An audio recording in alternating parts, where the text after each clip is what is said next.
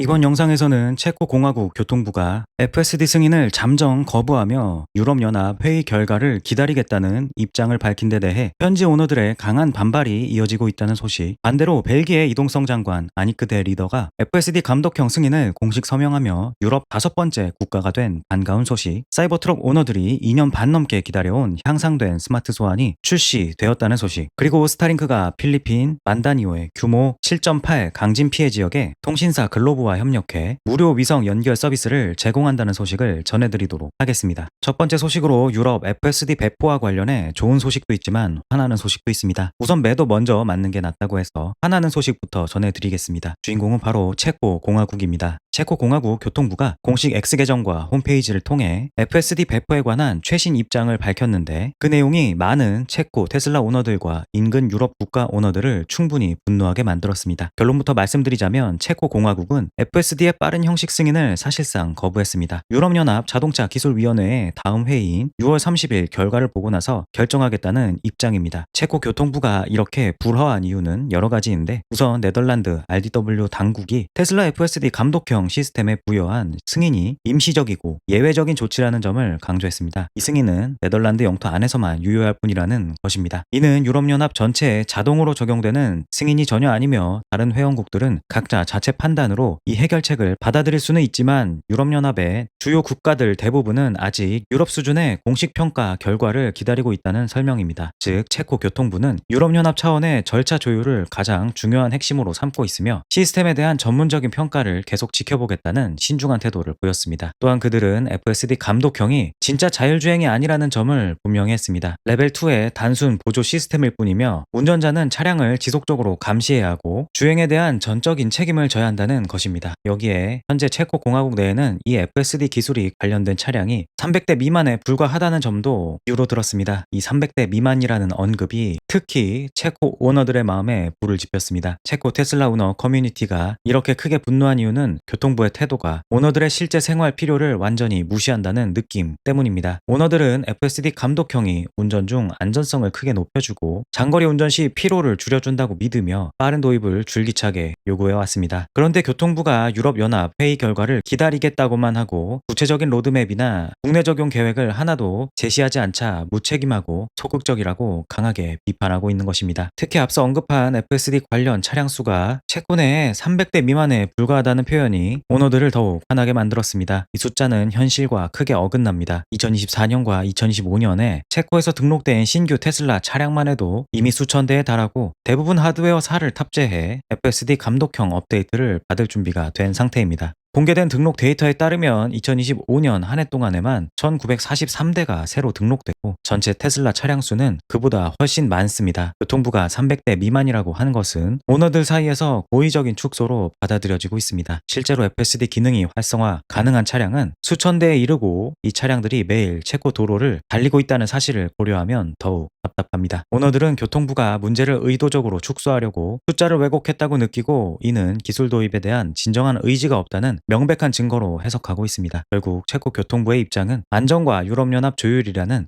명분을 앞세우고 있지만 실제로는 행정적인 관료주의와 책임 회피가 강하게 작용한 결과라는 것이 대부분 오너들의 공통된 의견입니다. 안 그래도 다른 유럽 국가들이 이미 상호 인정 방식으로 FSD 감독형을 빠르게 도입하고 있는데 자국 교통부가 수치까지 왜곡하면서 도입을 막고 있으니 화가 배로 나는 상황입니다. 앞으로 6월 30일 유럽연합 기술위원회 회의 결과가 어떻게 나오느냐가 관건일 것으로 보입니다. 저는 당연히 긍정적으로 나올 거라 믿고 기술위원회 회의가 부정적인 결과를 내놓는다고 해도 이미 배포된 FSD 감독형 기술을 다시 회수할 가능성은 매우 낮다고 생각합니다. 유럽연합 기술위원회 회의는 유럽연합 전체 조율을 위한 자리일 뿐 이미 국가별로 승인된 기술을 소급해서 무효화하거나 회수하는 권한이 있다고는 생각하지 않습니다. 유럽연합 법 체계상 한번 허용된 국가 승인을 뒤집는 것은 행정적, 법적 혼란을 초래하고 테슬라 오너들의 신뢰를 크게 훼손할 수 있습니다. 최악의 경우로 만약 회의에서 부정적 의견이 나온다 해도 그 결과는 앞으로의 유럽연합 광역 승인 지연이나 조정이나 추가 안전 요건 강화 정도로 그칠 가능성이 크고, 이미 배포된 국가에서는 현행 승인이 유지되며 새로운 국가들의 추가 도입만 늦어질 수 있다고 생각합니다. 과거 유럽연합 자동차 규제 사례를 보면 국가별 승인이 먼저 이루어진 기술을 중앙에서 일괄 회수한 전례가 없다고 알고 있고, 무엇보다 안전 데이터가 긍정적이고 운전자 감독을 하는 시스템이라는 점도 회수 결정을 어렵게 만든다고 봅니다. 결론적으로 6월 30일 회의 결과가 부정적이더라도 이미 도입된 기술을 회수할 일은 현실적으로 발생하지 않을 것입니다. 오히려 각국이 자국 판단으로 승인을 이어가는 추세가 이어질 가능성이 높습니다. 체코처럼 기다리는 국가는 지연될 수 있지만 이미 FSD 감독형을 쓰고 있는 오너들은 큰 영향을 받지 않을 거라고 저는 생각합니다. 체코에서 벌어지는 일이 남일 같지 않아서 씁쓸합니다. 체코 유저 토마스는 유럽 국가들은 이미 이를 도입하고 있는 반면 체코 공화국은 게으르게 다른 나라들의 의견을 기다리고 있습니다. 전형적인 무능의 사례입니다.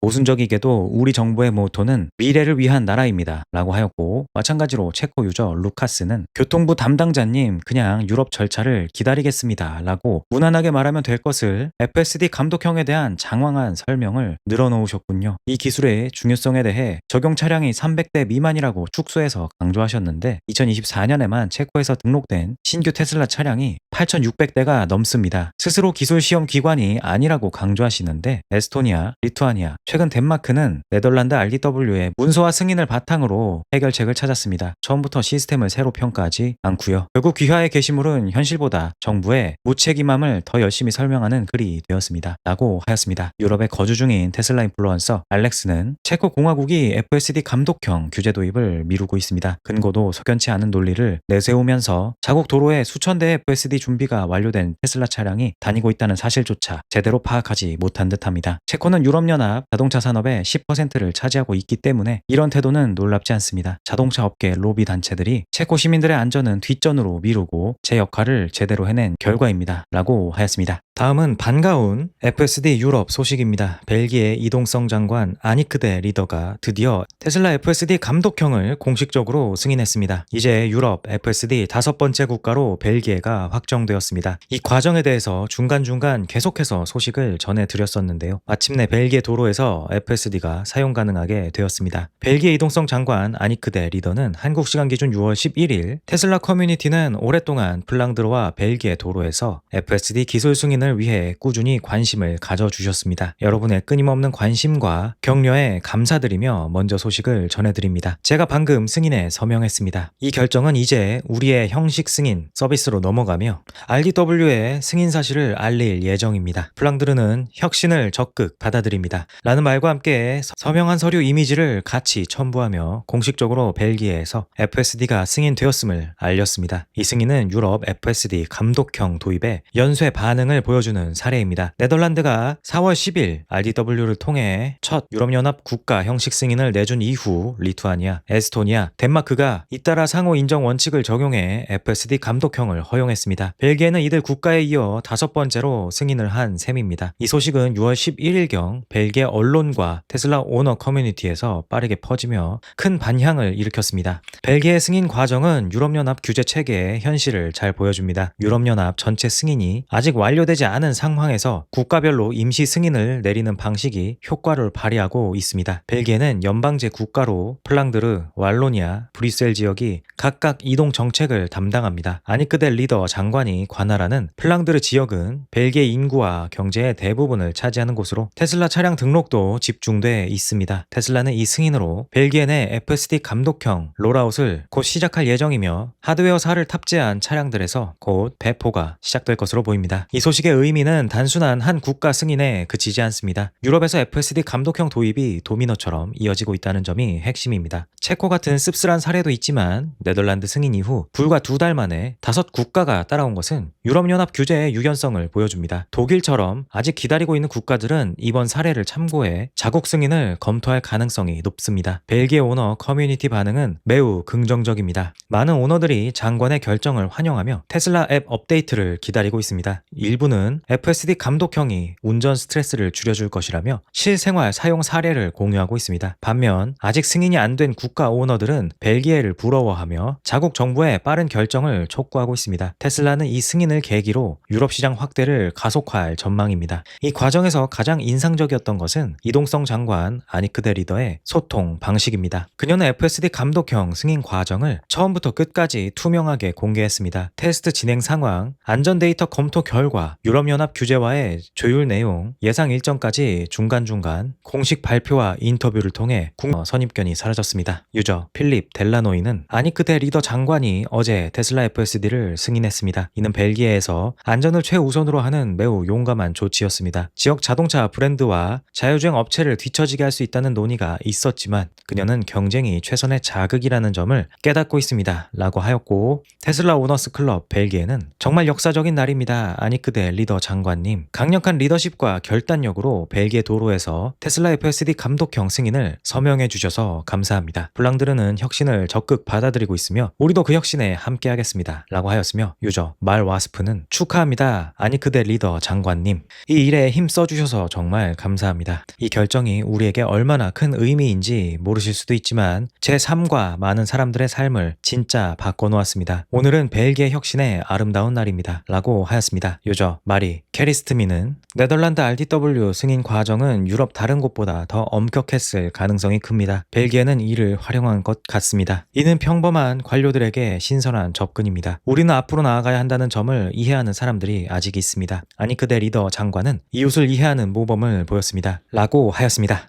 다음 소식으로 사이버트럭 오너들의 오랜 염원인 향상된 스마트 소환이 출시되었습니다. 사이버트럭 공식 계정이 어제인 6월 10일 해당 기능이 곧 출시됨을 알리는 영상을 게시했습니다. 영상과 함께 부티콜 해달라는 말을 올렸는데, 이는 캐주얼한 성적 만남을 요청하는 속어인 부티콜을 이용한 말장난이고, 향상된 스마트 소환의 줄임말인 ASS와 엉덩이를 뜻하는 ASS를 연결해 차를 불러오라고 하는 유머러스한 표현이라고 그록이 설명해 주었습니다. 이로써 사이버트럭 오너들이 2년 반 넘게 기다려온 기능이 드디어 출시를 앞두게 되었습니다. 오너들은 그동안 주차장에서 차를 멀리 세워두고 돌아오는 길이 불편하다고 여러 차례 호소했으며, 이번 발표로 그 기다림이 끝날 조짐을 보이고 있습니다. 향상된 스마트 소환은 테슬라 앱으로 주차장이나 사유지에서 차량을 불러오는 기능입니다. 소유자가 앱에서 호출하기를 누르면 차가 스스로 소유자 위치로 이동해 옵니다. 단순히 직선으로 앞뒤로 움직이는 것과 달리 향상된 스마트 소환은 주변 장애물을 보고 피하면서 복잡한 주차장을 돌아다닙니다. 카메라와 FSD 인공지능이 사람, 다른 차, 나무, 화단 등을 실시간으로 인식하고 안전하게 회피하거나 멈춥니다. 이 기능은 이전 스마트 소환보다 훨씬 똑똑해져서 좁은 공간에서도 부드럽게 움직일 수 있게 됐습니다. 오너들은 이 기능을 통해 매일 주차장에서 겪는 작은 스트레스를 크게 줄일 수 있을 것으로 기대하고 있습니다. 사이버트럭은 크기가 크지만 다른 모델과 달리 스티어 바이 와이어 조향 시스템을 갖추어 향상된 스마트 소환에서 부드럽고 정밀한 움직임이 기대됩니다. 앞 범퍼, 카메라 덕분에 사각지대도 적어 주차장처럼 좁은 공간에서도 크게 걱정하지 않아도 될 것으로 보입니다. 영상에서는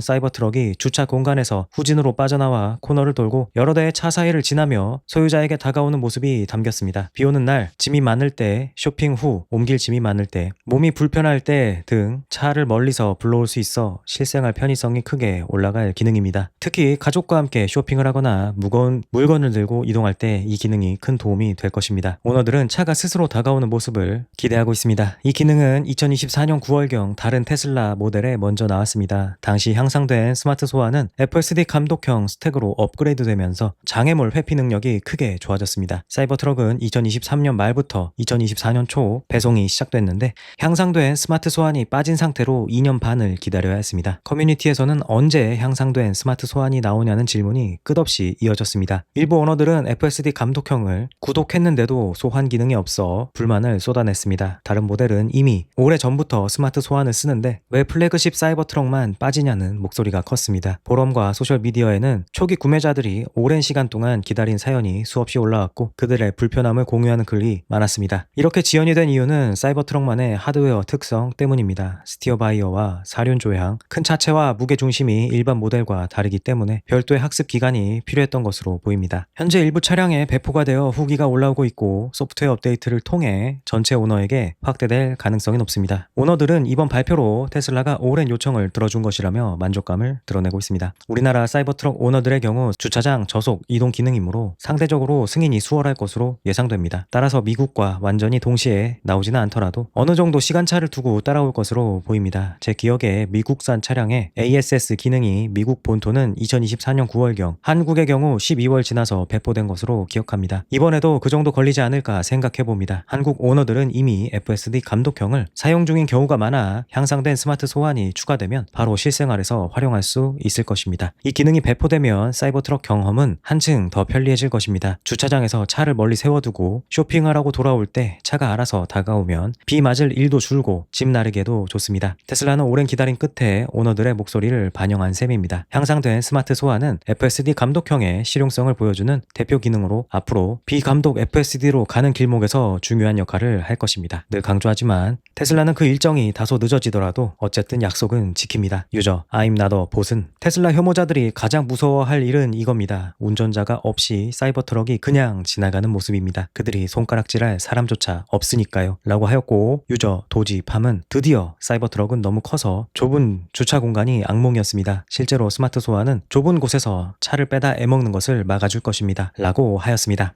다음 소식으로 6월 10일 스타링크 공식 X 계정은 필리핀 남부 민다나오 지진 피해 지역 주민들을 위한 지원 소식을 전했습니다. 글로브 텔레콤과 협력해 피해가 심한 지역에 스타링크 모바일 다이렉트 투 셀 서비스를 무료로 제공한다는 내용입니다. 이 게시글은 지진 발생 직후 빠른 대응으로 주목을 받았습니다. 필리핀에서는 6월 8일 규모 7.8 강진이 남부 민다나오 해안에서 발생했습니다. 피해는 남부 민다나오의 소크스 사르겐 지역과 다바오 지역에 집중됐습니다. 사망자는 최소 32명에서 47명 이상으로 보고됐으며 부상자는 600여 명, 실종자는 33명 이상입니다. 이재민은 2만 명에서 4만 5천 명 이상으로 34만 6천 명 이상이 영향을 받았습니다. 주택 피해는 1만 8,600채 이상, 그중 완전 파괴 3,300채 이상으로 집계됐고 학교, 병원, 상업시설, 도로, 교량 등 인프라 피해도 광범위했습니다. 제너럴 산토스시에서는 건물 붕괴와 상점, 식당 피해가 두드러졌으며 전력 공급이 끊겨 수십만 가구가 영향을 받았습니다. 정부는 제너럴 산토스와 사라가니 일부 지역에 재난사태를 선포하고 구조, 구호 활동을 진행 중입니다. 스타링크는 글로브 텔레콤과 협력해 피해 지역에 스타링크 모바일 다이렉트 투 셀 서비스를 무료로 제공합니다. 글로브 통신사 가입자가 호환되는 LTE 스마트폰으로 위성과 직접 연결해 SMS와 왓츠앱 같은 일부 앱을 사용할 수 있습니다. 지상 기지국이나 전력이 끊겨도 작동하는 것이 핵심입니다. 글로브는 사우스 코타바토, 술탄, 쿠다라트, 사라기니주에서 서비스를 즉시 활성화했으며 이는 글로브가 이미 계획 중이던 스타링크 다이렉트 투 셀 상용 서비스의 재난 대응 버전입니다. 스타링크는 과거 독일 홍수, 허리케인, 토네이도, 우크라이나 전쟁, 마우이 산불, 허리케인 헬렌 등 세계 재난 현장에서 비슷한 무료 단말기 연결 지원을 해온 바 있습니다. 이 지원은 단순한 인터넷 제공이 아니라 재난 시 마지막 통신 수단으로 가능합니다. 구조대와 주민이 실시간으로 소통하고 구호물자 배분을 조율하며 가족과 연락을 유지할 수 있게 합니다. 이 지원으로 기대되는 효과로 첫째, 인명 구조와 구호 효율성이 크게 높아집니다. 통신이 끊긴 상황에서 가족, 이웃과 연락이 가능해지고 구조 요청이나 위치 공유가 원활해집니다. 둘째, 심리적 안정을 제공합니다. 재난 상황에서 고립감은 큰 스트레스 요인인데 연결이 유지되면 불안이 줄어듭니다. 셋째, 경제, 사회 회복을 돕습니다. 소상공인과 지역 비즈니스가 최소한의 소통을 유지할 수 있고 정부 구호단체의 조율이 빨라집니다. 현지 반응은 대체로 긍정적입니다. X와 현지 미디어에서 위급할 때 연결을 유지해줘서 감사하다. 스타링크와 글로브가 빠르게 움직였다는 목소리가 나옵니다. 필리핀 사용자들은 통신이 끊기면 정말 무섭다. 가족과 연락이 돼서 다행이라는 반응을 보였고 일부는 다른 기업들도 이런 식으로 도와야 한다며 스타링크의 신속한 대응을 칭찬했습니다. 국제 사용자들도 재난 때 기술이 이렇게 쓰여야 한다. 스타링크가 인도주의적 역할을 잘한다는 의견을 많이 남겼습니다. 일부는 과거 스타링크의 다른 재난 지원 사례, 예를 들어 우크라이나 전장을 언급하며 일관된 행보를 긍정적으로 평가했습니다. 현지 언론은 글로브 스타링크 협력을 재난 회복력 강화 사례로 보도했습니다. 특히 글로브가 이미 다이렉트 투 셀 서비스 상용화를 준비 중이었던 점과 이번이 실제 재난 현장에서 처음 대규모로 쓰인 점을 강조했습니다. 정부 측인 마르코스 대통령 등도 디지털 포용과 재난 대응 기술의 중요성을 언급하며 전체적으로 긍정적으로 평가했습니다. 이번 스타링크 지원은 단순한 기업의 사회 공헌을 넘어 위성 기술이 재난 상황에서 어떻게 생명을 구하고 사회를 연결하는지 보여주는 사례입니다. 규모 7.8의 강진으로 수십 명이 사망하고 수십만 명이 피해를 입은